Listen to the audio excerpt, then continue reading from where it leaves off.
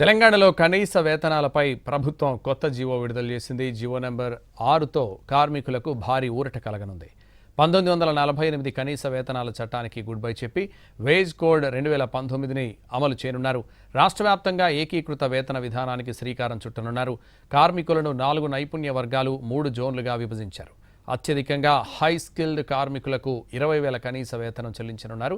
నగదు చెల్లింపులకు చెక్ పెట్టి బ్యాంక్ ద్వారా మాత్రమే జీతాలు అందించనున్నారు.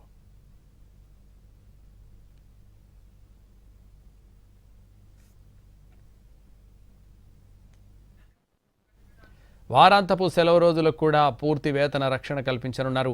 అదనపు పని గంటలకు డబుల్ ఓవర్ టైం చెల్లింపు తప్పనిసరి చేశారు. ఇప్పటికే ఎక్కువ వేతనం పొందుతున్న వారికి అదనంగా 10% పెంచనున్నారు. శిక్షణార్థులకు కనీస వేతనంలో 75% చెల్లించేలా హామీ ఇవ్వనున్నారు. కాంట్రాక్టర్ జీతాలు చెల్లించకపోతే యజమానిదే బాధ్యతగా పేర్కొన్నారు.